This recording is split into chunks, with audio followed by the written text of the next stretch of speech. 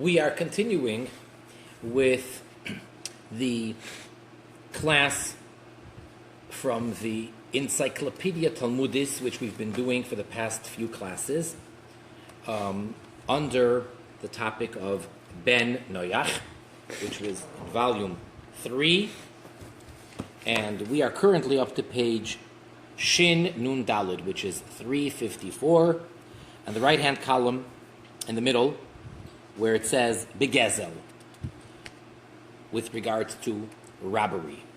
One of the Sheva Mitzvahs B'nai Noach, one of the 7 prohibitions for the Noachide, 7 commandments, is not to rob. So until now, we have discussed in the Encyclopedia Talmudit here, relatively speaking, in quite some detail. The first one was Avodah Zarah, idolatry. The second one is Birkas Hashem, blasphemy. The third one is Arayos, forbidden relations. And we are currently up to Gezel. Hope I didn't miss any.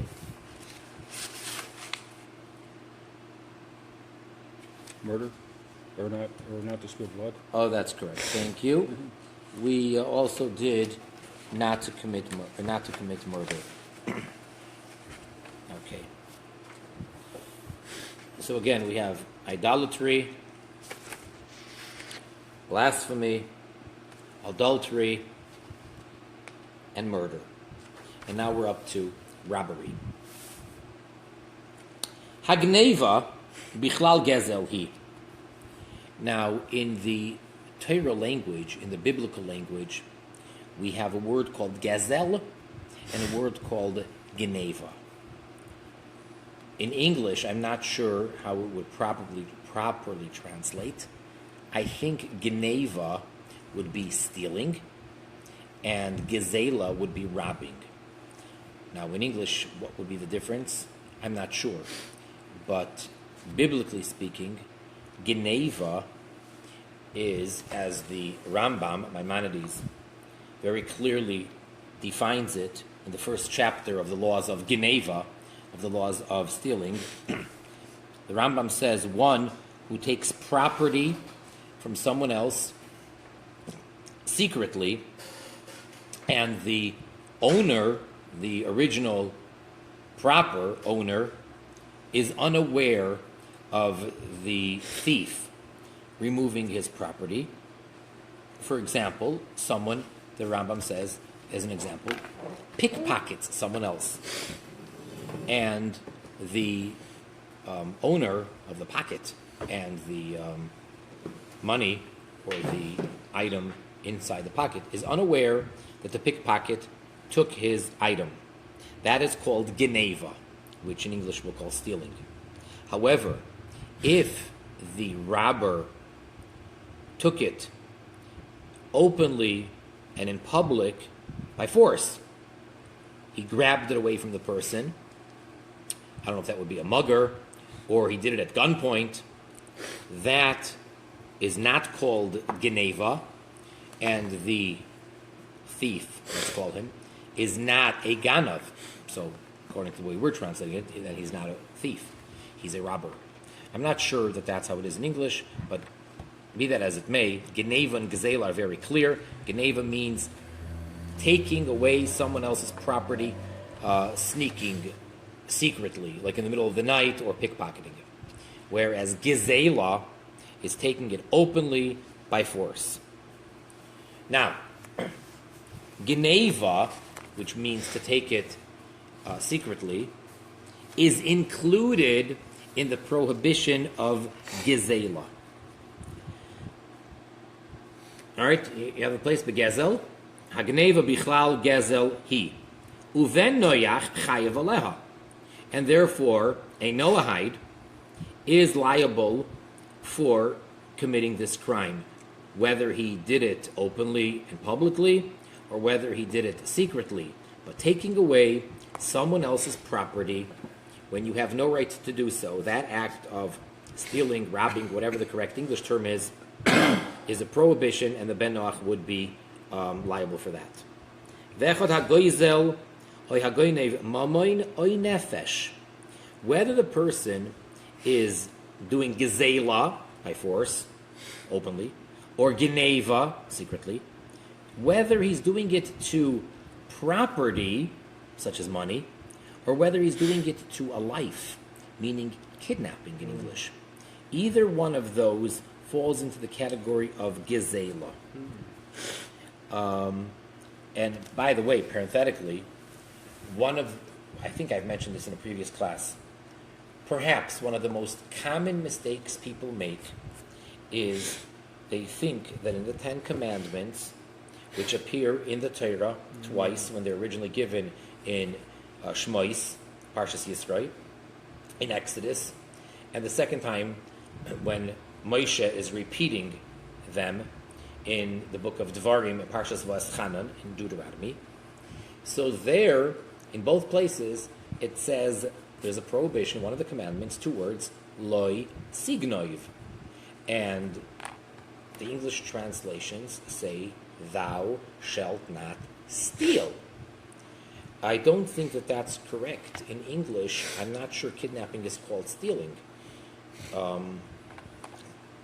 Even if it is, I think you need to specify that you mean don't steal a person or people.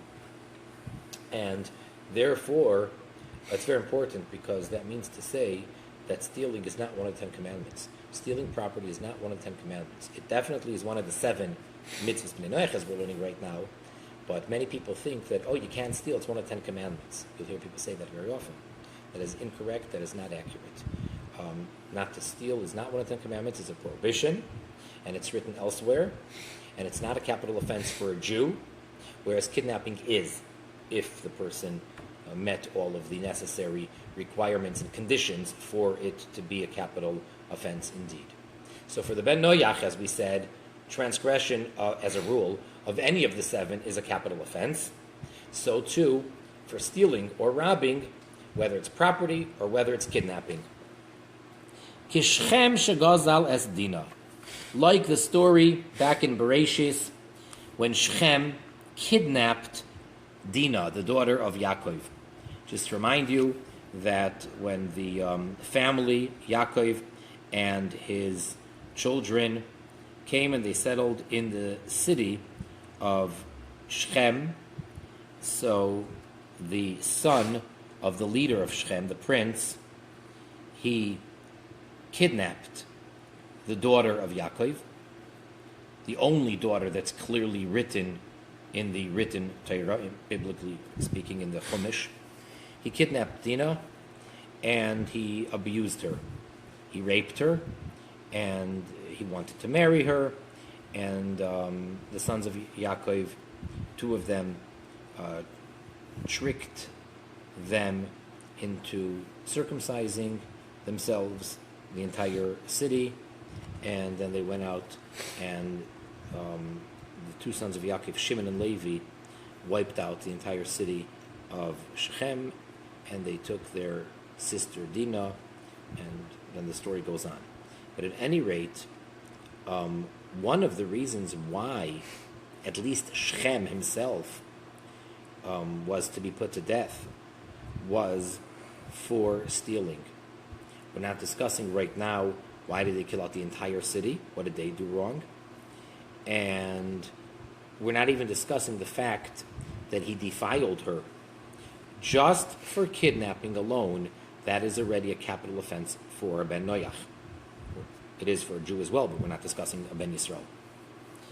Uvein shegazal es hanochri, uvein shegazal es Yisrael chayav. Now, whether this non-Jew, this Ben Noach, whether he kidnapped another non-Jew or whether he kidnapped a Jew, makes no difference. He is chayav, liable to be put to death. Now, we're going to go into something which is really in the Rambam, in the laws of Sheva Mitzvahs B'nai Noach, which is in the laws of kings. This is actually the segue of how the Rambam gets into discussing Sheva Mitzvahs B'nai Noach. And that is by the very, very unique and if we may, unusual mitzvah, commandment, that appears in the Torah in the very beginning of the parsha of Kiseitze in Devarim. And that is known as the Eshes Yefas Toyar. That is a mitzvah which, very briefly, it's speaking about the Jews. This is one of the 613. If a Jew goes out to war, he's a soldier in the Jewish army, and he comes into the enemy territory, and he sees a woman or a girl that he would like to marry, or that he would like to have marital relations with, I should say. It's irrelevant. First of all, his status, whether this soldier is married or not, is completely irrelevant, because biblically, until 1,000 years ago, there's nothing wrong with polygamy for the Jewish people. So that's not an issue. But here, even if this non-Jewish woman of the enemy nation is married, which is very unusual to say, he is still permitted to take her as a captive and possibly convert her and marry her. There are a lot of details in this particular mitzvah. There's a dispute as to whether he can have relations with her the first time, at one time at war. But even according to the opinions that he can, he may not afterwards until she actually converts, if and when she does. He's to take her home, and he is to cause her discomfort by shaving her head bald and having her grow her nails not in a fashionable way. And the idea is she's sitting, and as the Torah says, she's crying for her family, for her father and mother, for 30 days. After 30 days, if he decides, forget it, his lust has deflated. It's not in the time of war. It's not on the moment that he saw her then while fighting. But now it's 30 days later. He's back home. So if he decides that he doesn't want her and he has no lustful intention, or he can, overcome his desire for her, so he sets her free and sends her home, and that was the end of that. If, however, he does choose after all that to marry her, so then there's the process of her converting and becoming a regular, full-fledged Jew. That is, briefly, and that is, in general terms, the mitzvah of Yefas Toyar, of the beautiful woman that one finds at war. And there are many details about that mitzvah. That's just in general terms. So, we continue here. Halakhic Yefas Toyar b'milchama. We're talking about the Ben Noach. If someone, talking about a non-Jew, who's at war, he's a soldier, and he does this, he takes the woman at war. Chayav aleh mishum gezel. He is not allowed to do this. This is one of the 613 commandments for the Jews. There's no allowance for a Ben Noach to do that. So the Ben Noach can't say, well, I go to a Torah class, I go to a Bible class, and we learned Parshas Kiseitze in the book of Devarim, and I learned this really cool mitzvah. Ben Noach wouldn't do that, though. Ben Noach wouldn't do what? Wouldn't learn Torah? Ben Noach wouldn't be learning Torah. That would be a Kirtoshua. Well, he wants to learn. Oh, unless he's doing it for, like... And besides, the written Torah, the simple pshat, we say, is permissible according to many. He's not delving into it deeply, he's simply learning what the Chumash says. He's not learning Talmud, he's not learning the oral law or Jewish law as it doesn't pertain to him. He's learning the Chumash. So many say that's permissible. It's permissible, I'm just... I don't know what it is. So, he learned that, and a month or a year later, he ends up being in the army going to war. And it's two non-Jewish nations fighting against each other. And then he sees this beautiful woman, and he says, hey, I remember what I learned. Let me take her home. And, well, I guess in this case it would mean she would change her citizenship. And instead of belonging to the nation of Kanaani, she'll become a Plishti or whatever. No, that whole thing doesn't apply. That is a very specific mitzvah, as unusual as it is in and of itself. It's only for Jews. A Ben Noach who does that is committing the crime of kidnapping. In other words, when you're at war, we're not saying you can't kill the enemy. Right? That's part of war. And if it's self-defense or whatever the reason is, if there's an allowance for one nation to fight against another nation and for one group of people to kill out another group of people, that has nothing to do with the fact that you can't kidnap. That's stealing. That's robbery. For he's robbing this wife at wartime. Unacceptable. And even though the Jew is permitted to do that, the same exact woman, as a matter of fact, she's a non-Jewish woman, and if a Jew is out at war, he can take her by force, take her home. Another non-Jew cannot. It's only permissible by way of conquest during the war. The Nachrim Einam B'nei Kibush. And non-Jews don't fall into that category. They're not in the general category of conquering, meaning Shlenitna Eretz Lekibush Ella Lekibush Ki'im Yisrael. The only land which is allowed to conquer is the land of Israel for the Jews. Sha'afa Pishim Kavshu Kanu, that even though by the non-Jews, even though if they conquered a piece of land, they did acquire it and it becomes theirs legally, but they're not allowed to do that in the first place. So, in other words, according to the Torah, however it works out, which nation has which geographic piece of land on the planet, that's their land, and they're not supposed to fight over land, and you're not supposed to go conquer more land for your country. That's not really acceptable. So therefore, if they are doing that, and they did it, even though legally it did become their land, the borders have been expanded or whatever, they can't kidnap. They cannot take this woman back as a prisoner of war. Rabbi Turn? Yes. Is this B'nai Kibush? Yeah, means of people of conquering. They don't fall interesting. under the category of conquering. That's unique for Jews. Only Jews are conquerors because there's this piece of land which is meant for the Jewish people. So therefore, if there's anyone else living in that land, the Jewish people have the right to go out to war and conquer the land.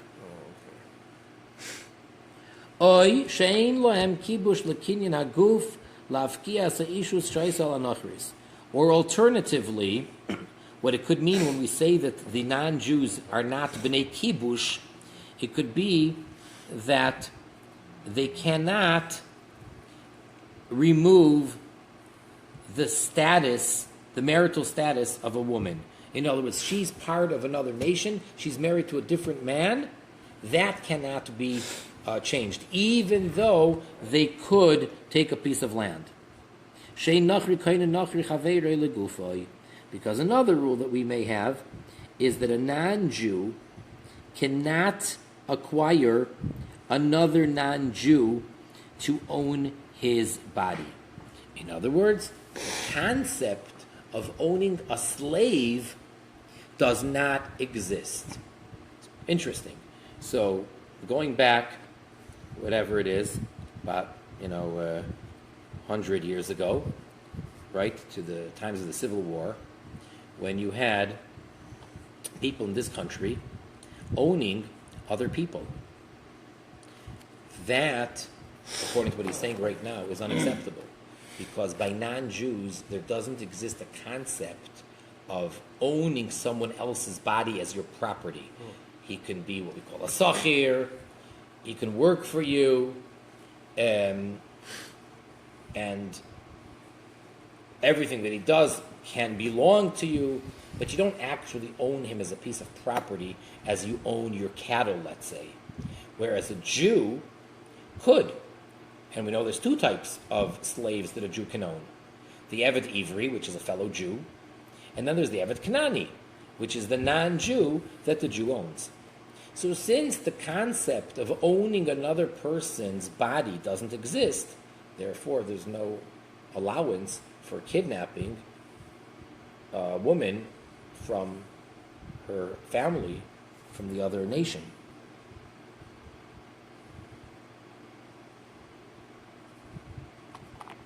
Now, but there could be a situation where a non-Jew does own a non-Jew. All right. So now Ger Toshav. we're not even getting into that. Right, but still, a Ger Toshav's a non-Jew. The Ger Toshav is a non-Jew. Haba ala shivcha sheyichta rabba nachri la'avdoi nachri oy rabba Yisrael la'avdoi ha'ivri. What happens? You have the following situation: a Ben Noach has relations with a maid servant, okay, a shivcha, female slave, that her master has designated her for his slave. Meaning, although there isn't regular marriage within slaves, but what we do have is a concept that the owner can designate that this male slave of his Eved, shall be with this female slave of his. And a Jew who owns two non-Jews as slaves, an Eved and a Shivcha, can certainly do that. As a matter of fact, what we explain is that just as the Eved is working for his master by day and doing all sorts of chores and work for him, he also works for him by night, which means he's producing more avodim, and that is by the Adon, the Rav, the master, the owner, clearly designating, without any ceremony of a wedding of any sort, but he's designating, and he tells this Eved, you are to be with this Shivcha. And then the idea is that they should reproduce, and then the babies are born into this state of Avdus, of being servants, and they are owned property by the master. Now, if let's say a non-Jew does that, a non-Jew owns two non-Jewish slaves, a male and a female. Or a Jew owns two non-Jewish slaves, a male and a female. In any one of those two cases, if a Ben Noach has relations with that Shivcha, now again, she's not really married to the slave, but if this person has relations with this female slave who is designated to be with the male slave, Chayav Mishum Gezel, then the Ben Noach is obligated for what? Not for adultery, because she's not a married woman. What would be the prohibition? What would be the liability? Gezel, robbing.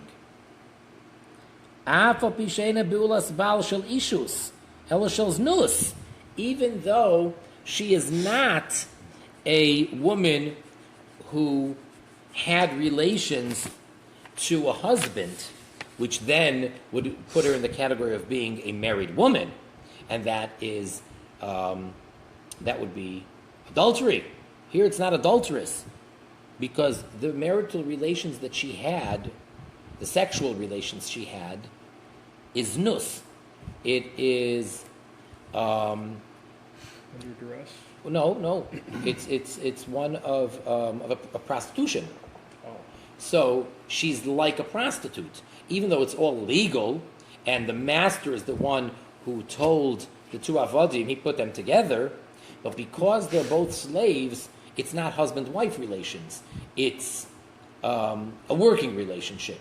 It's it's the master saying you two are to have relations. So that's like part of her job. Yeah. I guess so in American slang. Yeah. So she's working. So it's a job. they probably have these fancy, words for it, like, whatever. It could be a contract or something, or you can ask a woman, what do you do for a living? So if a woman's a prostitute, what's a nice way or a politically correct way to say that? Woman of the night. There's probably a better, No. a cleaner way. There's a word. Yeah, which that word probably is like very... Escort. Right. Okay. So escort sounds like it's a driver or something, or somebody who takes you, takes old people from one place to another, which is probably what it means as well. Right. So being that it's a job, and in this case, the Eved and the Shifcha are together in a way of znus, in a way of prostitution, therefore there's no ishus, it's not marriage. And therefore the prohibition of someone having relations with that woman, other than that Eved, is not one of immoral in the sense of it being adulterous, but it's simply stealing. It's robbing. Because she's property of the master, and he designated her to have relations with his Eved, who's also his property. So it's a breach of misusing someone else's property, which is normally not the case when we're talking about relations with a human being, with a woman. There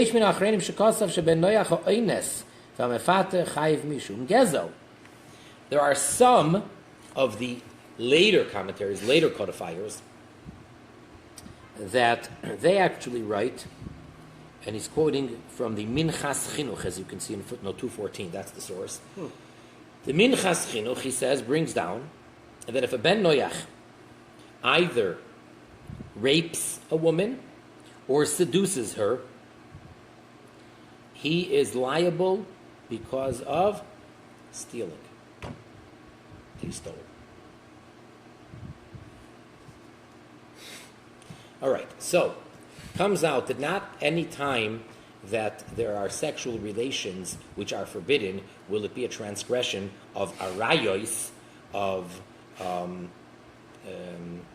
adultery, but it could be that it's gezel, that it's robbery. All right, now we go on to the next type of robbery.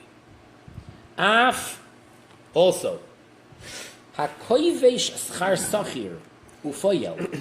If someone withholds wages of a worker, whether he's a sachir or a poyel, two types of workers. A poyel means a worker. It would probably be the difference whether he's getting paid by the hour or by commission, or by the job rather. She'achal shaloi b'shas melacha. So if this worker, I'm sorry, one is akovish schar sachir. That's withholding wages. The other one, upoyel, or a worker, she'achal shaloi b'shas melacha, that he ate not while he was working. See, we have a mitzvah in the Torah, which applies to Jews, and from this it applies to the Ben Noach as well. If someone is working in your field, while he's working in your field, he has a right to eat as much as he wants from that which he is harvesting. And an animal does too, don't it? Correct. It's actually a negative commandment to muzzle the animal while he's doing work, while it's plowing your field or whatever it's doing. Correct. So the worker who's there harvesting your vineyard has a right to eat as many grapes as he possibly can. Can't take any home, but he can eat away as much as he can while he's working. So let's say he's not working. Oh, okay. And he just feels kind of at home because, this is his workplace. He doesn't bring a sack lunch. He just thinks he's going to eat grapes all day. That's fine. But let's say it's not just that it's his lunch break. It's after hours. Or let's say he works every other day, and this is the other day that he's not working. He just moseys in there and starts eating grapes. That is stealing. Chiyuvim b'venoach mishum gezel. So again, what would be the prohibition? That is gezel, robbery. So to withhold wages of someone who worked for you is gezel. Even though you didn't take away any money from him, you're withholding what you owe him. You never gave it to him yet. that is still gezel, not paying him his wages. Mashein kin be Yisrael, which is not the case by Jews. Now, it doesn't mean that a Jew is allowed to withhold wages. It doesn't mean that a Jew is allowed to eat while it's not work time. Chiyuvam mishum lavin acherim. The liability for a Jew, the prohibition for a Jew doing that, is other transgressions. There are other things that the Torah says for the Jew. So he is transgressing, but it's not gezel. For a Jew not to pay his worker on time, he is actually transgressing at least two mitzvahs, a positive and a negative, neither of which is stealing or robbing. Okay? And again, that's why a non-Jew who does this it's not a death penalty. I mean, even if he outright steals, it's also not a death penalty. Whereas for Ben Noach, not only is stealing or robbing a capital offense, but withholding wages or eating while it's not work time is a capital offense. Yesh min Rishonim, there are from the earlier codifiers, Shekosav that wrote, She'af al halav sheloi sis ave muzar ben noyach, that even on the prohibition, on the commandment, which is one of the 613, one of the 365 prohibitions in the Torah for a Jew, is loi sis ave, that you're not allowed to desire anything which belongs to someone else. So some say that applies to Ben Noach as well, that he can't want someone else's thing. And lo yisisave is simply without even doing anything. I guess that would be like to covet, or whatever the English word is. I'd like to read more, like study more. You never hear about the in-depth study, at least I never do. And lo yisisave. Yeah, I think a lot of people need to hear that, especially in our society. But again, it's only some of the Rishonim who say this. Oh, well, for Bnei Noach, yeah. Right. And I don't think that the Rambam in the Laws of Kings says it. So therefore, we can say that it may not be a nice thing to do, but they're not transgressing. Causes a lot of problems, though. So maybe it could fall under Dinim. Well, yeah. Again, if you're going to learn that dinim means that they're supposed to make all the rules that are necessary and that it varies from time to time and place to place, so then it could fall into that. That's right. But that's a very broad, open thing. Right. Anything could fall into that, basically. She'achar shuzaru migazel, who's haru b'chol archa kosev. Now, what's the logic of saying that a ben noyach is warned against and forbidden of loisis ave, of not desiring someone else's property? It's not one of the seven. So the way they learn it is that once the ben noyach is commanded against stealing or robbing, then what follows is also all of the prohibitions in the Torah that would lead up to robbing.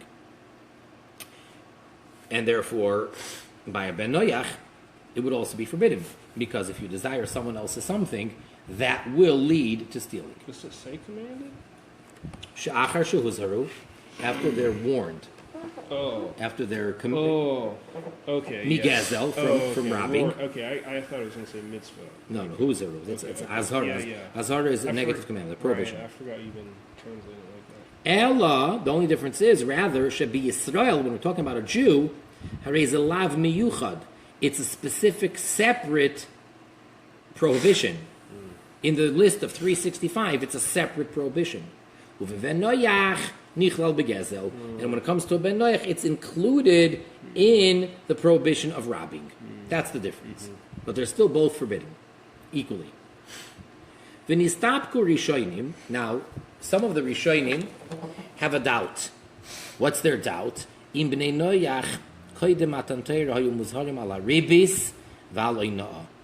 Prior to the giving of the Torah, were Bnei Noach commanded and warned not to charge interest and not to overcharge in selling things. Shekmoisha Amru, like they said, Mikol Eitz Hagon Ochel Toichel, from every tree of the garden you shall eat. V'loi Gezel, which from that we learned out meant and not stealing, just eat from what's here because it's free for you. Kach yesh loymar, so too we can say v'loy ribis ve'no. Likewise, do not take ribis or eino, interest or overpricing, overcharging. That's what some say. So it's not clear whether that prohibition is. If it would be, so then again it would fall in the general category of gezel. It's a form of stealing. Rabbi Turin, was Adam in charge of taking care of the garden? The verse says that he was placed there la'avda u'lashamra, to work it and guard it. Yeah, right. So that's cool. He was given free reign to eat, just like we were. Yeah. That's really interesting. Yeah. And that's what it says. You may eat, you shall eat, which implies, but don't steal. I'm giving you permission, because without permission you can't.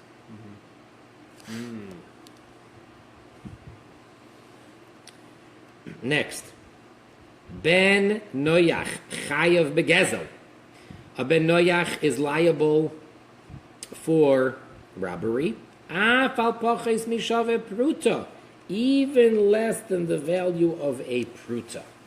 Now, in times of Talmud, there's a whole system of coins. There's a sela, there's a pundyoin, there's a whole list of how many coins are in each one and how it goes.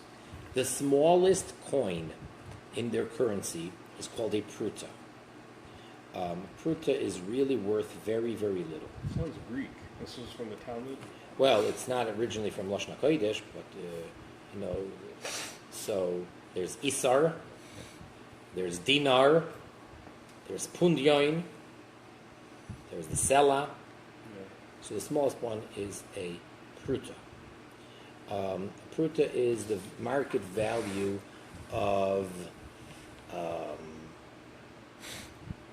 one thing of barley or something, or a couple of barleys. Not even a leaf, no, a kernel. It's very little. Yeah, it's a very small amount. And for a Jew, anything less than that amount doesn't count. For example, when a Jewish man, marries a woman, if he's going to do it through kesef, through giving her something, some money or something worth money, it has to be worth at least a pruta. Okay? Can't be less than a pruta. In today's currency, I mean, it fluctuates because it all depends on the value of all these things. So it fluctuates. So I don't know today, I'd have to look up the value of all these things, market value, but it's roughly about 4 cents, give or take. 4 US pennies is a pruta. So if a Jew steals less than that, he would not be liable. He doesn't have to return it. It's still considered a sin, but he's not punished. Ben Noach, for the smallest amount, which means, practically speaking, he walks into a factory that manufactures toothpicks, and he goes by the machine that loads up in little boxes those toothpicks, and he steals one toothpick. One toothpick I don't think is worth a pruta. Ben Noach is still liable. It's a capital offense, even though it's less than a pruta. V'ner agolov, and he's put to death for stealing less than a pruta. Why? This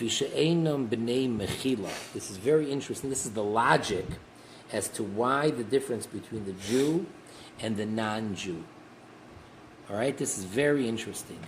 Why is a Ben Noach put to death for stealing such a measly, small, insignificant amount? Because non-Jews are not b'nei mechila. They're not forgivable. Meaning, shachzorim heim, that they are cruel. Ve'einam moichlim, and they do not forgive af al davar muat, even for a small amount. So the assumption is that when someone robs less than a pruta from a Jew, that person is going to not forgive. There must be a better word. He'll forego. He will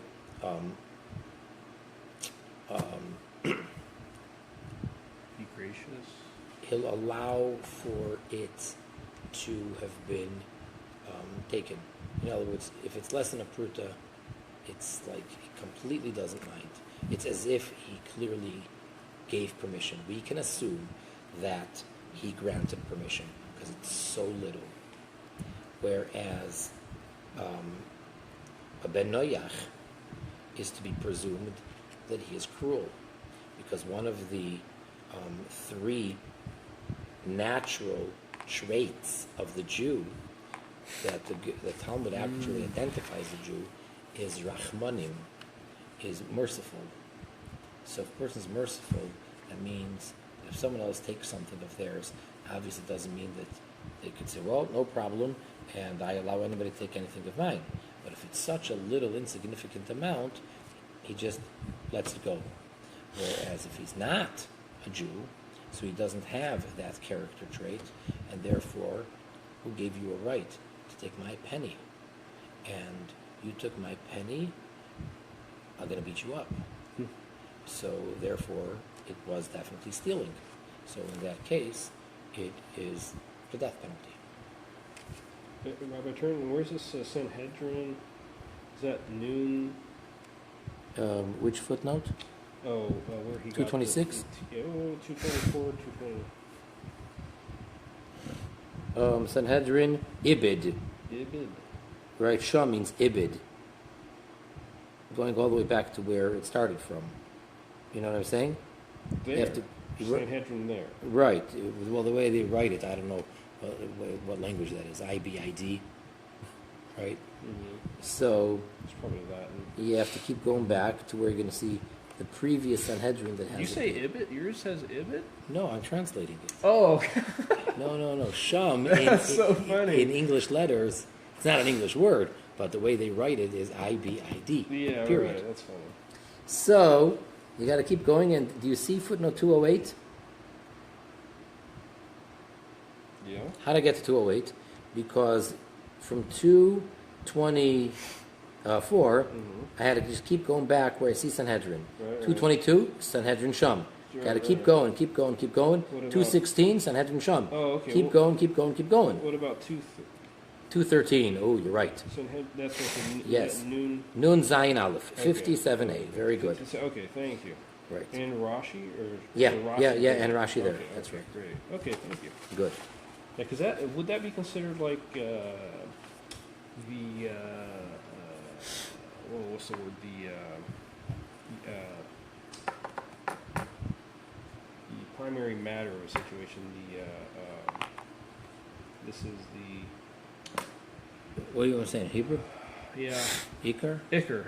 So the Iker of that would be this. For that, you think this is The Ikar of what? of Bnei Noach receiving the death penalty for even stealing a pruta. Yes. Okay. In other words, death penalty for any one of the transgressions. But the question is, why are you calling that stealing? For a Jew, you don't even call it stealing. You mean, you shouldn't do it, but we don't give him any penalty.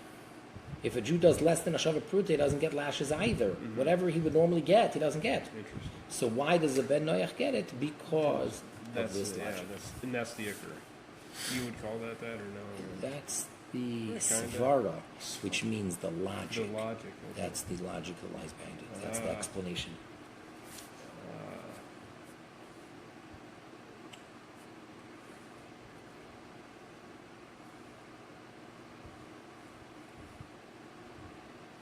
Now, Ben Noach, shegazal pachis mishavet pruta.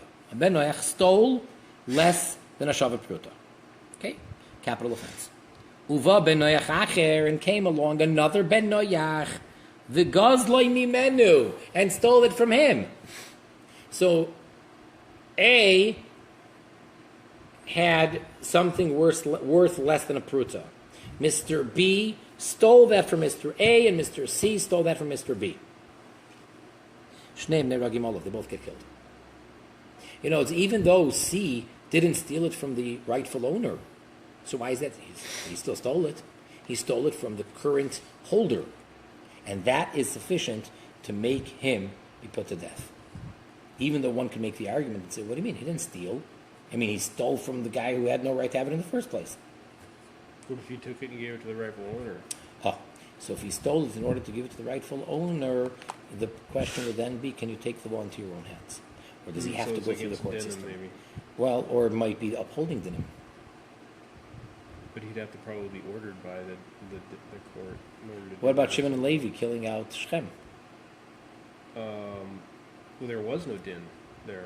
They didn't have that. That's why they had to be put to death. Mm-hmm. So Shimon and Levi decided that they're going to be the court. Yeah. So you're saying they served as a court system, not as an individual. Well, that's a different question. That's a different issue. Yeah. Right. So once they gave the ruling, now they went out and they, executed. I don't think. Have we ever learned how many people have to sit on a Ben Noach based thing? One judge. Just one judge. Yeah. Well, there you go. And it has to be a male. It can't be Judge Judy. Is she Jewish? Yeah, I'm pretty sure. Yeah, that's the funny part.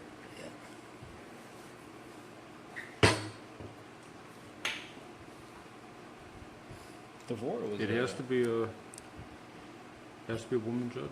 I mean, it can't be a woman judge. I think For that's, Ben Noach? I think that's the Rambam says in the laws of kings. Okay. I think so. The witness could be a woman, but the Mhm. judge has to be male. I believe that's the ruling. We'll see. So they both get killed for stealing. Av kishagozal mi Yisrael. Now another interesting thing. Even when this Ben Noach stole less than the value of a pruta from a Jew, he stole it from a Jew. Shu moichel al pachas mishavet pruta. And we just said that a Jew forgoes less than a shavat pruta. Right? That's why if a Jew steals less than a shavat pruta from another Jew, he's not liable. So here the Ben Noach stole from the Jew less than a shavat pruta, less than the value of a pruta. He's still liable. The problem is as follows. Yes, it's true. The Jew will forgive and forgo anybody who steals from him less than a pruta, not only a fellow Jew, even if it's a non-Jew, a Ben Noach. But when does that kick in? When does the Jew, the victim, when does he forgive the theft? Because it was so little. After it was stolen. After the fact. But at the actual time, that moment when he's being robbed, he has anguish. And therefore, for a Ben Noach, it is considered gezel. So we're getting into almost splitting hairs over here. So we say like this. Here is what's happening to the Jew.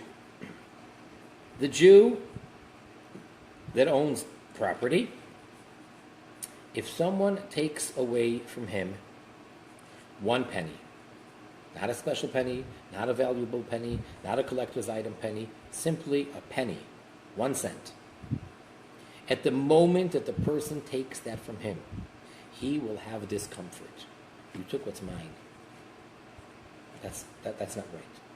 So he will feel that discomfort. Hey, that's mine. That feeling of, hey, that's mine. Why'd you take mine? That feeling he will have. The next moment, he will feel, it's just a penny. It's okay. And therefore, when the guy comes and says, oh, I'm so sorry, I'll give it back to you. It's okay, I got over it. Okay, take a nickel. No, thank you. I want you to pay me back. But you took a penny, because it's less than a pruta. No, forget about it. But at the moment, he had tsar. Okay. Therefore, if a Jew stole from him, yeah, he had that discomfort. But because he forgoes it, so now the Jew is not held liable. But by the Ben Noach, we're judging him according to what happened and what he caused the moment of the crime. And since the Jew did have discomfort when the less than a pruta was stolen from him, that's it. The Ben Noach is liable for that. See the difference? No. The same thing is happening. It's the Jew who's the victim. Yeah. So it doesn't matter who steals from me, whether it's Avraham or whether it's Abrim. It doesn't make a difference. Well, what I'm saying is I don't understand how this connects with what we just learned previously. And that where's the Rachmanis come in for the Jew then? That's If it's it. the same Even thing. though he had discomfort, Yeah. he's moichel. He forgives it. That's because he's At the same time, at the no, the next moment. No, after it's done, after the crime. But then he says, "This was such a small financial loss. I'm not gonna bother. It's fine." And then give the example for the Ben Noach. But the Ben Noach who gets robbed, Yeah. he doesn't have that after the fact feeling. Oh, he doesn't have the Right, because he's achazari, because he's cruel. Therefore, he had the pain when it was taken. Oh, he wants the other person to feel pain first, or something. Well, no. He had the pain. He had the discomfort of losing that very small amount, and he does not. The moment later, say, "Go ahead, you Oh, can keep really? it." Oh my Yeah. goodness. Okay. He says, "No, you hurt me, and that's it." You Where- gotta be punished. Or whatever. You hurt me, and I'm hurt, and that's it. I don't forgive you. I'm hurt. Yeah. Whereas the Jew, you hurt me, but I'm forgiving you, so it's over and done with for that small amount. So if the today's modern B'nai Noach, the regular person on the street, the one that Rav Soloveitchik wrote about, is it possible that he would also not be as cruel, and would that change the halakha? That's an interesting point. If you stole it from Mother Teresa, So in other words, the difference between a Stam Ben Noach and a Ben Noach that gives tzedakah, which are two different types of B'nai Noach. yeah, the Ben Noach, the common Ben Noach of today is not the cruel barbarian of yesteryear. So would it make a difference for the halakha, or is there some other factor Well, involved? that's a very good point. Logically, it would make the difference, but the question is, can we take it there? Unless you're going to say that the article of Rabbi Soloveitchik is taking it there by telling us all the other exceptions and changes and how it doesn't apply. So this would just be another example. Unless there's some other aspect of the halakha that the cruelty is sort of incidentally used as an exclamation, but it's not the actual reason for the difference, and there's some other deeper reason. I'm thinking of the laws of interest, whereas a Jew would not, would have that feeling of family and would not charge interest, but he doesn't have the same feeling of family with the Ben Noach, therefore he would charge interest. Could it be something more along those Well, lines? right here we're saying that this is the whole explanation. Here they're just giving this explanation. So according to this explanation, you have a point. If he's not cruel, that means he is forgiving, and then logically, That's the danger of giving explanations. well, It puts us into well, today pork, we have modern farming techniques and pork doesn't have worms, therefore it's okay. Well- But that's not the reason. right. Well, first of all, you're giving an example of a halakhic. Yeah. Those types of mitzvahs makes no difference. Whereas here, the explanation would be important for the authorities that have the power to rule on it. So they would, based on the explanation, decide whether we're going to say, well, it doesn't apply anymore, so therefore for these types of people, the law has changed. Or are they going to say, no, nonetheless, this is the explanation, but the law won't change. So I was searching for the Iker earlier.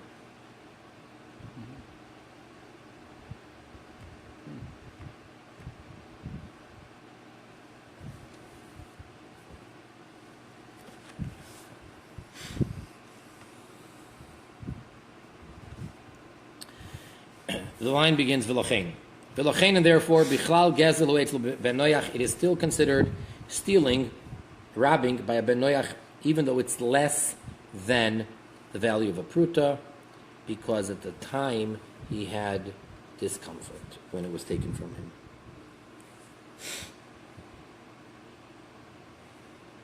Mekaven Shulinitun Lishovain, and that is because you can't return it.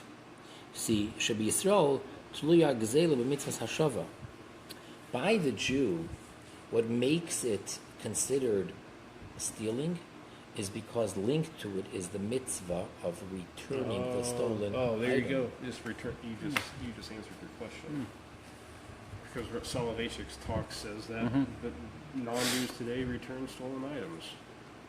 So you're starting to find little cracks on what it's referring to.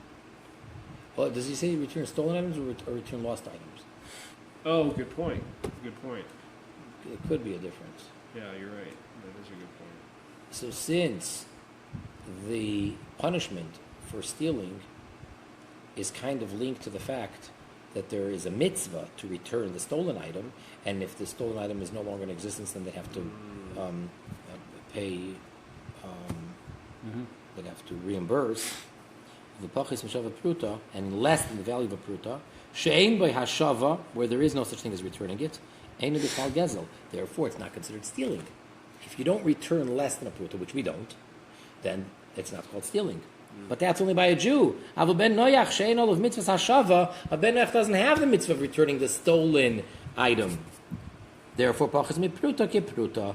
Therefore, less than a pruta is the same as a pruta. So there's two ways of looking at it. L'deya zu, according to this opinion, ein ben Noach chayiv b'ashavas hagzela. That means to say that a ben Noach does not have the obligation, does not have the mitzvah of returning a stolen item. If he transgressed and stole, that was a sin, that's a capital offense. Now, does he have to return it? And the answer would be no, according to this opinion. Even if he stole from another ben Noach, not just from a Jew. If he stole, the Jew, you could say, I know why he doesn't have to return it, because the Jew has mechila, he forgave him. Even when a ben Noach steals from another ben Noach, he doesn't have to return it. Even if it's more than a pruta. Elanerag, just has to be put to death. That's all. Don't return the $10 that you stole. Just be put to death. It's interesting. Just yesterday, I didn't actually witness the actual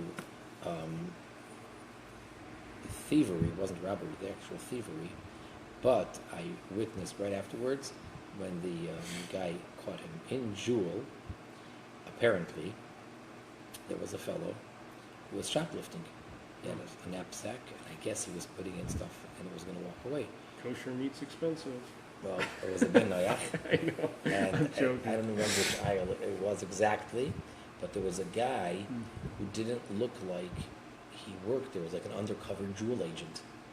He wasn't wearing the "Hello, my name is Jewel."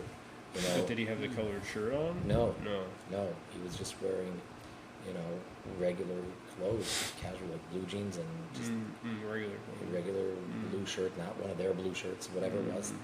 And he was very firmly telling the guy, take it out. That's what caught my ear. So excuse me. he said, put it back, and he said, I'll catch you again.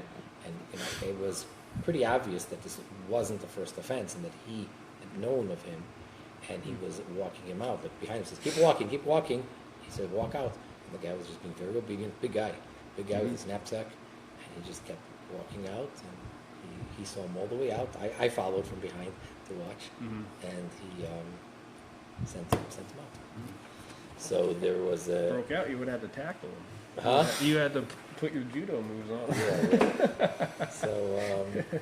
So that is a capital offense. Now, a Ben Noach, once he did steal, he stole, a can of corn or can of beans, he doesn't have to return it, just gets put to death for it. And even if he stole it from a Yisrael, from a Jew, and even if it's less than a pruta, he walks into a Jewish grocery store, and they have these loose candies, and, I don't know, whatever it is, 10 candies for 10 cents. I don't know if that exists nowadays, but, in the good old days, that means one candy is less than a shava pruta. And the guy takes one candy. Now, the storekeeper really doesn't mind, although he has tsar. The moment that he sees someone take that candy, that instant he's uncomfortable. He says, this is my livelihood. But because it was only one candy, the next moment after the guy took it, his feeling is, go ahead, you can keep it. Nonetheless, the Ben Noach is still to be put to death for it, even though he stole from a Jew who is Michael, forgives for less than a pruta. So it's Tsar, is the word? Tsar is the word we had before, right? Tsar, discomfort. Discomfort, interesting. The yesh shemefarshim, but there are those that explain l'deya zu, that according to this opinion, she'enei chayev ba'ashava.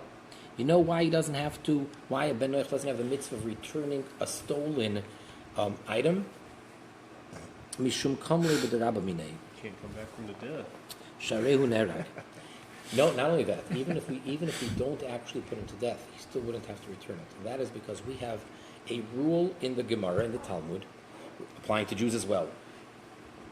And that rule is, when a person transgresses and he has more than one punishment, you give him the severer Most severe. of the two, and then the other one Really? is foregone. Yeah, So there's no like 2 counts or anything like that? right.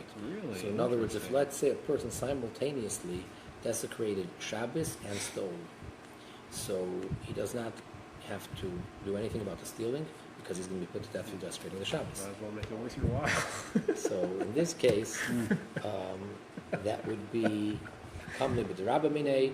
Since it is a capital offense, therefore legally Yeah. there is no such thing as a ben noach having a mitzvah to return what he stole, because stealing is a capital offense. If it's a capital offense, then there's no payment. Just like there's no lashes. We don't say, well, let's give him lashes and kill him. Yeah. Well, what should we do first? It's not what should we do first. You don't give him lashes because he's put to death. Yeah. And that's even if you can't put him to death on a technicality. You still Say that can't. again? Even if he got off on a technicality, and you're not going to put him to death, but you still can't do the lesser The- punishment, oh, such as interesting. financial payment or lashes. Or So something. so that rolls into double jeopardy then. The yesh seivrim, and then there are those that hold shebegezel gamur, that if it's an absolute thievery, robbery, clear, af ben noach chayev ba'ashava, then the ben noach is obligated to return it. Some say the ben noach does have a commandment to return the stolen item. V'gam nerag, and he's put to death. What about the rule we just said? She'ein noimrim b'ben noach, because according to them we don't say by a ben noach kam le b'derabba minei. That rule only applies to Jews, according to this opinion, that you only give them the more severe of the punishment. Once he gets the more severe, or once he's liable to get the more severe, then the other one fall away. They say that rule only applies by Jews. For Ben Noach, there is such a concept as payment and death.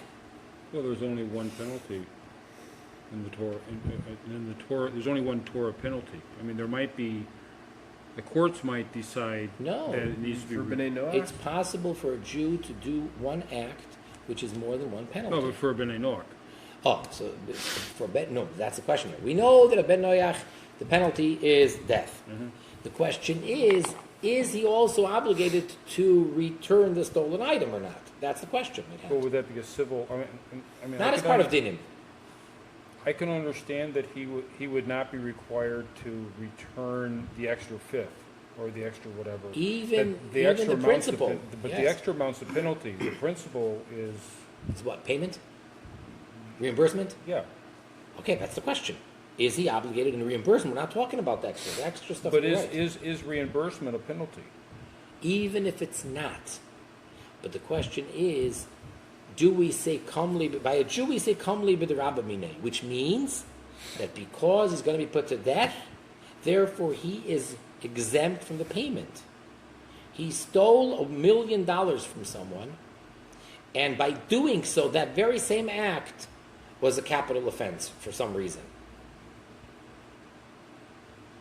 Or You understand? Okay. So the Jew does not have to pay the money. Even the principal, even he doesn't have to reimburse the $1 million. And his heirs don't either. Why? Because he's put to death. That's more severe than payment. So the question is, does that logic and rule apply to B'nai Noach or not? That's So for the key. Jew to be required to return the penalty, that would be considered a. I mean. It's not a penalty. I mean the principal. I mean the principal. Yeah. Would that be considered a penalty No. for stealing? No. No? If it's the principal, then it's payment, like you said. Right. It's a mitzvah. Yeah. So if it's returning for a Jew, returning the principal is payment, not penalty, then why would a higher thing Punishment. negate that? Again, because I hear what you're saying. Because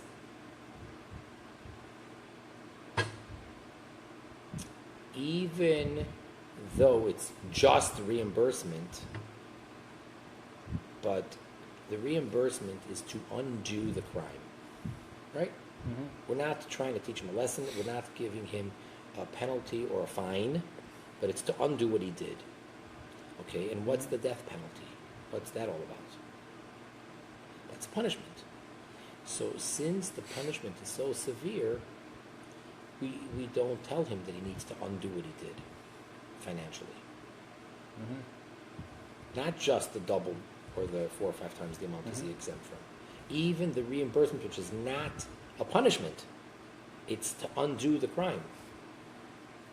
Doesn't matter.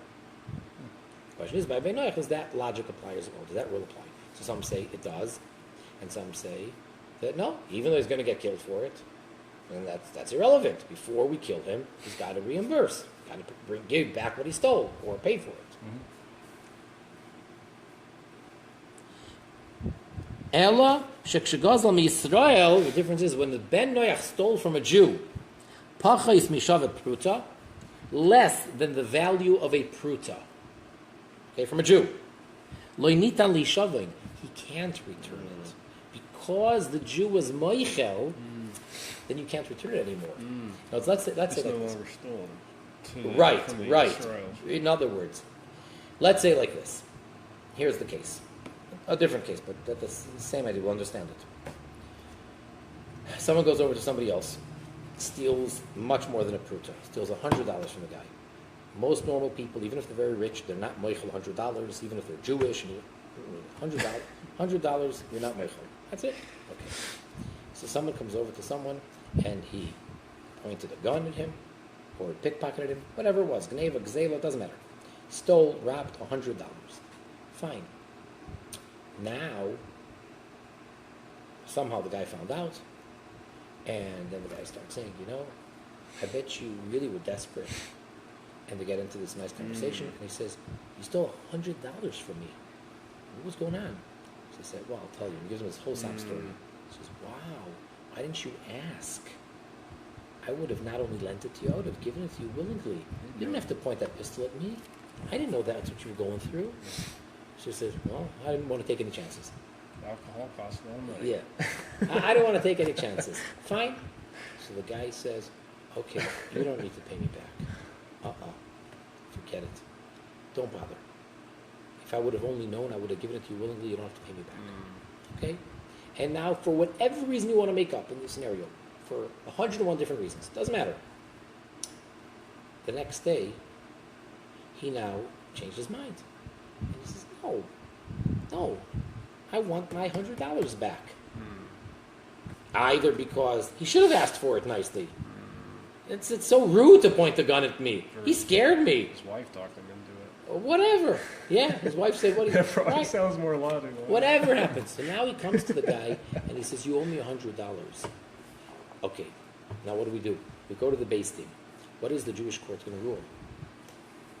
There were witnesses to every single step of the way, what I just said. Okay. There were witnesses that he stole at gunpoint. There are witnesses that the person clearly told him, I forgive you, and not just forgive you for the act, I forgo the debt. And now there's witnesses that he says, I changed my mind. What do you think would be the ruling? He cannot ask for the money back. I mean, he can ask, but he cannot take it. Why? Because the guy was moichel. Indiani giver. Yeah. Mechila is a real thing.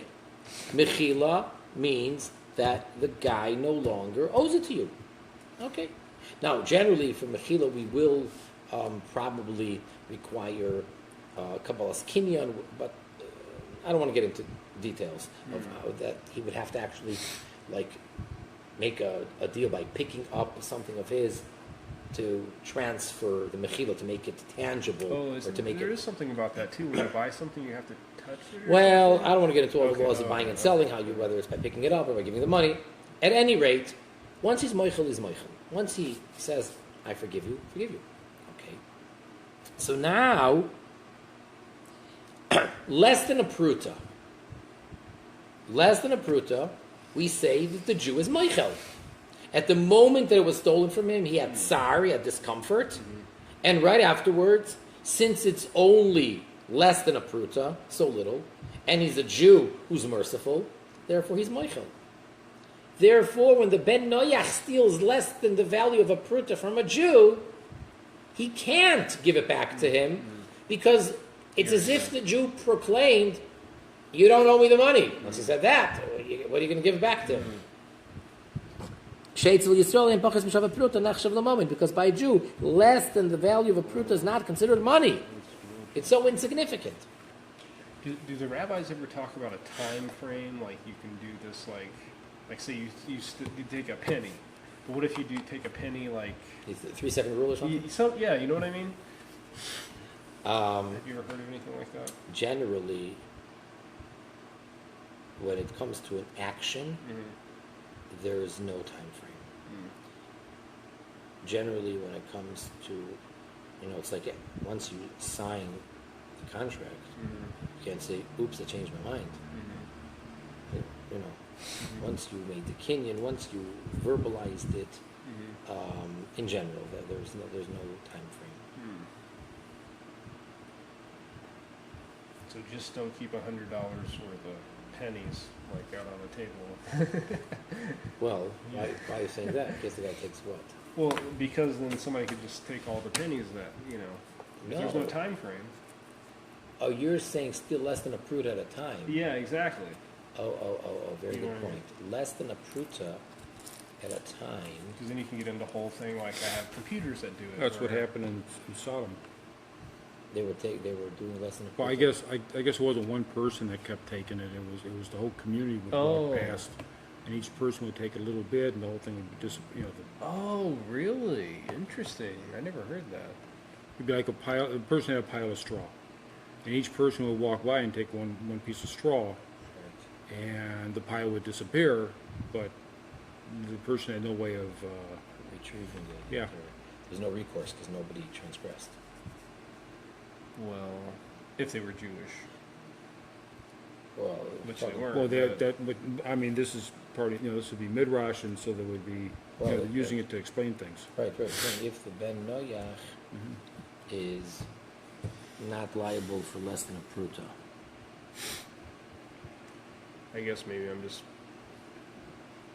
maybe it's out of scope of what we're talking about, just because it's probably it's more of a Jewish question, right?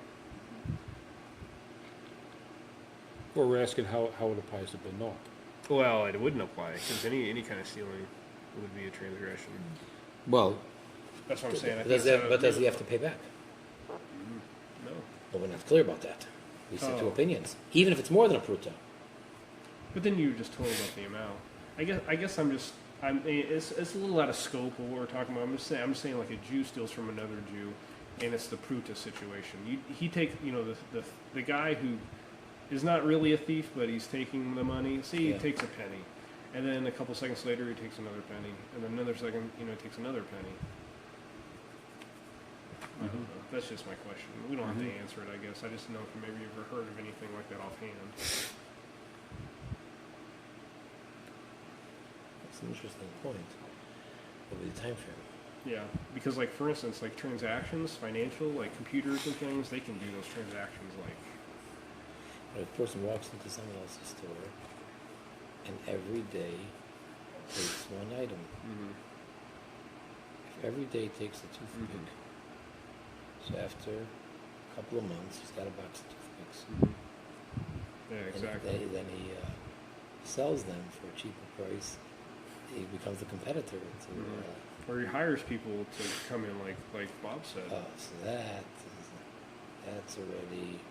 No, more because you got a shliach. Yeah, but ain't shliach dvar aveira. There's no such thing as a shliach to do a sin. Each one counts as their own. even though you hired them and you're paying them. So it's interesting. So It's like the hand. That's interesting. That's a really good. That's a good teaching. Interesting. there are two exceptions to that rule.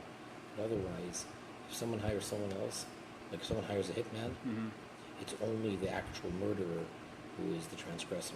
I think we learned that last week. But that's an interesting point. It's like, how does the story go? There was a border, and they were very strict about you can't just bring things across the border, because of all the taxes and whatever, whatnot.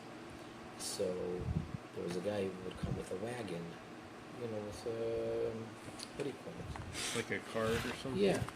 And it was filled with soil. They don't have any laws about the soil, but they figured for sure he's got something hidden in there. You know the story? So he's going, they would come and they would sift through the soil. Nothing. There's no gold, there's nothing. It's just dirt, it's just sand or whatever. So they let him through every day. He'd be coming by, and they didn't understand, but they couldn't catch him. Wheelbarrow. Right. That's what he was smuggling. Gold ore, iron ore. No, he was smuggling his wheelbarrows. Oh, that's funny. That's funny. That's a good one. Bringing all those wheelbarrows, all those carts across the border. That's They were funny. just checking the contents. That's interesting. That's funny. That's a good story. But what about the pruta? How does that work? Person takes less than a shekel pruta at a time. Not sure. Has to be looked into. Must be discussed. There we go. Yeah, there you go. What's the Hebrew for that? This needs to be delved into further. Sorry.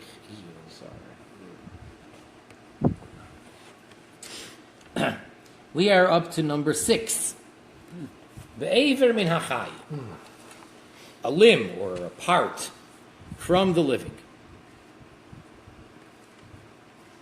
So we are on the bottom of the left-hand column of page 354. Basar min hachai. Flesh from the living. Af hu, that too, bichlal isur ever min hachai livnei noach, is included in the prohibition of ever min hachai for bnei noach. It's not only an actual organ or a limb, but even a piece of meat. Even if it's not an aver, it's not a limb. That is included when we say ever min hachai.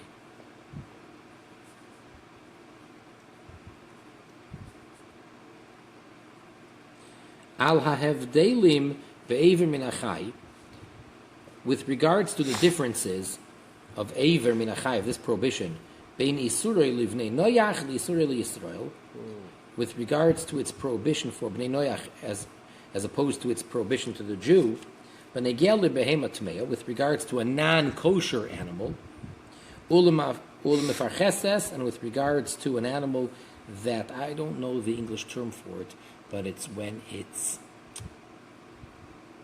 gonna die, meaning it's dead, but no, not reifa. It is been slaughtered already. It's dead, but it's still jumping around. Its nerves are still moving it. That's called mifarcheses, whatever the English term is. It's not brain dead, maybe. Its heart maybe stopped, but maybe it's not brain dead yet. Did you ever see a chicken run around when the head is completely cut off? Oh, that's a good point, actually. But the nerves are still like that's what I'm talking about. firing. That's what I'm talking about. Right. So the nerves are still going. Uleshir achiyuv, and as far as the amount. So all these issues, the difference between a Jew and a non-Jew, kosher and a non-kosher, mefarcheses, the amount. Ayin oid ever min hachai. So he says you got to look up in our other section in this encyclopedia under the prohibition of ever min hachai. So, Bnei Israel have an actual mitzvah for ever min hachai? Yes, that's what I was Really? going to say. You're right. Interesting. And that would be presumably in volume 1, because it's Aver, Aleph, Beis, Reish. So in volume 1, probably, Aver min hachai, and there it discusses all about Aver min hachai, and in discussing it, it also goes into the Bnei Noach part of it. So that's what he's telling over here. So they're basically, cutting it really brief over here. Now he says like this. Nechleku tanoim. There is a dispute between the rabbis of the Mishnah era. Bidam min achai. When it comes to blood from the chai, we said aver and flesh. That's the prohibition. That's the real issue, isn't So what about blood? Right. Lachachamim, according to the majority, the chachamim, Einoi muzar olav ben Noach is not commanded, and he's allowed to eat blood from the living. For Rabbi Chananya ben Gamliel, oimer shemuzar af al dam min achai. And one opinion, Rabbi Chananya ben Gamliel says that the ben Noach is pre-warned that he mustn't eat blood of the living. Shenemar, and the proof to that would be the verse, Ach basar benafshoy, just flesh with its life, Damoy, its blood, Lo yisechelu, you shall not eat. Ukilu kasuv, it's as if the verse states, Basar benafshoy lo yisechal, flesh of its life don't eat, Damoy benafshoy lo yisechel, blood of its life don't eat. And the halacha is, Kachachamim, that it is permissible. That is how the Rambam rules, that Bnei Noach are allowed to eat blood minachai. So that makes it a lot easier, and that will be one reason that the Bnei Noach don't have to bother buying kosher meat. Again, I'm not saying that that's a fact, because could be there are other problems. But if you're worried about the blood, that takes away the whole issue. Don't worry about that. You have the other worries. How do they kill it, and do they start cutting it up before it is actually dead? That's a separate issue. But you're worried, you say, wait a second, I can't eat any meat that wasn't salted kosher because it's full of blood. No, that's not true. Blood, min hachai, is fine. La halacha.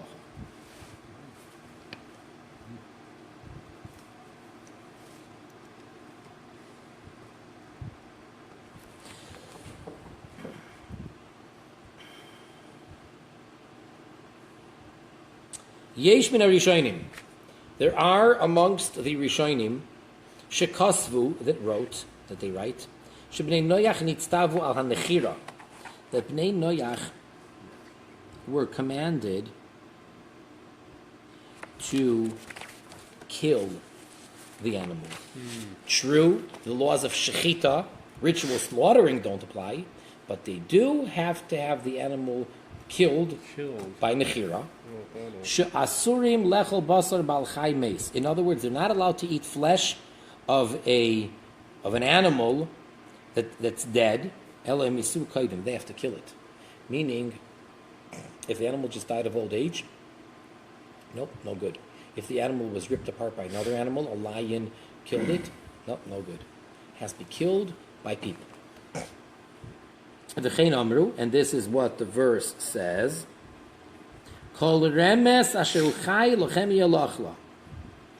Anything which walks around and is alive shall be for you to eat. Meaning that's the verse which permits us to eat meat. You don't have to remain vegetarians as before the Mabul. Prat l'nevela, but from that verse we exclude nevela. Nevela means it just died on its own. Right. So a ger toshav, Ben Noach, not just a ger toshav. Yeah, but a ger toshav very is good. the only person on earth. Right, the ger toshav is the one who. He's like the only one. Even though, what are you talking about? It's explicit in the Torah that non-Jews, meaning the ger toshav, that non-Jews can eat nevela meat. Shenemar, because the verse says, La ger asher bisharecha titnena, to the ger in your gates you shall give it. V'achal and he shall eat it. Oy machal and or sell it to the nachri. Loy bin nevela shemesa meila kosav medaber. So the way to get out of that is, we're not talking about the nevela that died on its own. That's not what this verse is referring to. Elok shenisnav lo bashchita. They're going to learn that this verse is talking about that the shaychit made it a nevela. There was an improper shchita. But that's treif. That's not No. That is not treif. Treif means that it. Treif is after we do the proper shchita. That's step one. Then we have to do all of this internal checking. Like pump its lungs and stuff. Right. Well, they stick their hand down and to see if they find. Then they pump it if necessary. But the idea is, treifa means that it has some type of an internal illness or something which it would be guaranteed to die within a year. That's treifa. So Really? you can have a Okay. living animal. In other words, if you have a living animal walking around, it could be a treifa. Okay. You categorically can't have a living animal walking around that's a nevela. Oh, yeah, okay. Nevela means It dead. actually does. Treifa doesn't mean dead. Interesting. So nevela means that it died without proper shchita, and it's not treifa, meaning it happens often. The shoichet, just goofed. So a nevela could also be a kosher animal. Absolutely. Oh, absolutely. So they're going to interpret this verse of giving it to the ger, Toishav. What are you giving him? The meat that you attempted to shecht properly, which is probably a kosher animal, because why in the world are they trying to Right, shecht yeah. a horse Yeah, yeah. or a Interesting. donkey or a pig? You're probably shechting a cow or a bull or a sheep. It just didn't go properly. Exactly. That's nevela. And they say that's what the verse is talking about. So it's the Exclusively. the slaughter, the shochet, just Whatever, the animal moved. Yeah. It doesn't have to be his fault. I've seen it happen, relatively often, especially by chicken. It happened. It's nevela.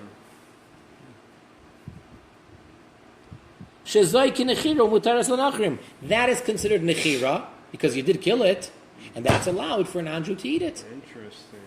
There you go. You answered my question. That's one opinion.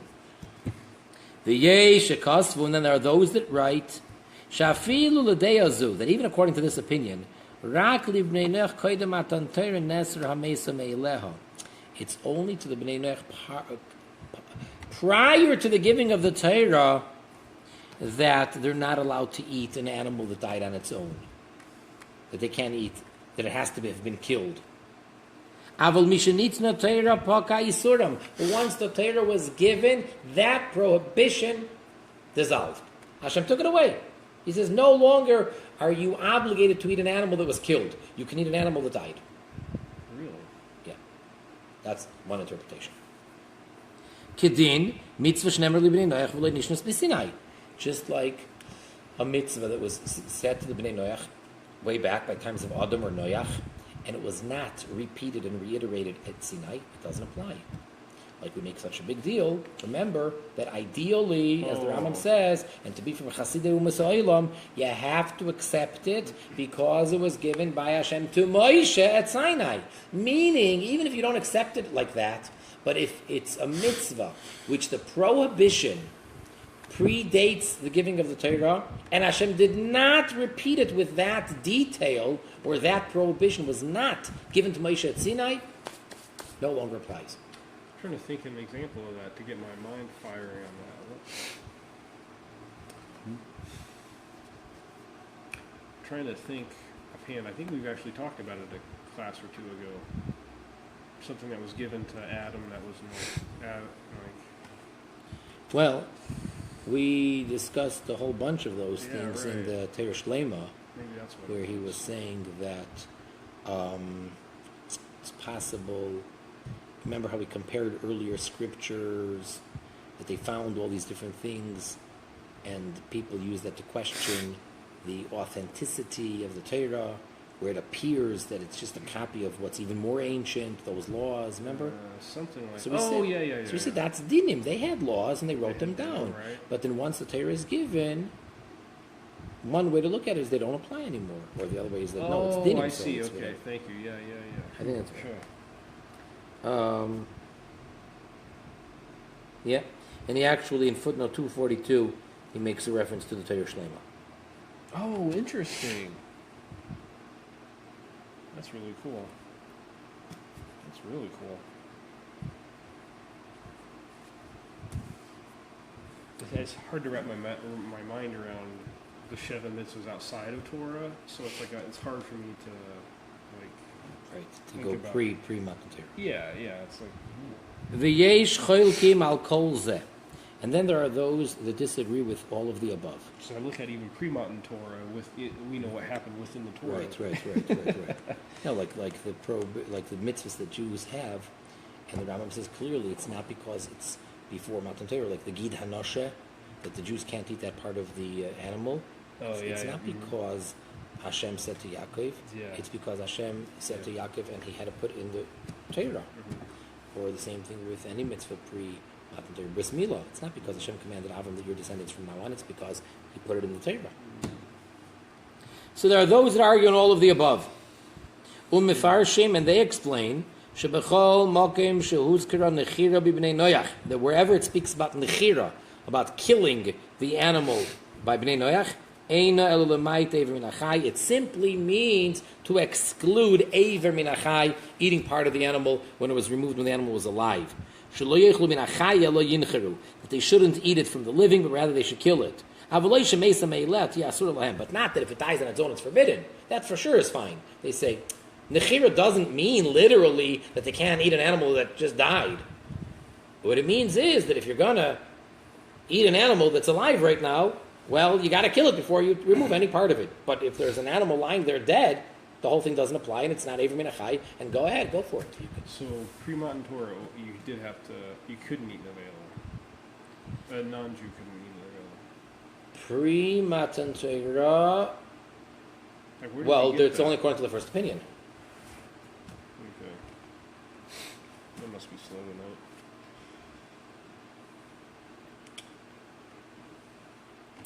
Right, that brings us to the seventh and final mitzvah. Oh, he doesn't get a conclusion? No. We have to go to that article, maybe. Yeah. So, I'm not going to be able to do that. And that would be dinim. And after that, it's not over. Then he goes into what he calls isurim acherim, other prohibitions. And then the part after that is kum aseh, is active, is positive. Because again, the whole question is that it seems like all these mitzvahs are just passive. Don't. So then there's the concept of kum aseh, and then he speaks about a bunch of other things. So we really have a long time yet to go for this Ben Noach section. But for today, we're going to stop at this point. So until next time, keep all the Shev Mitzvahs Ben Noach and serve Hashem with joy.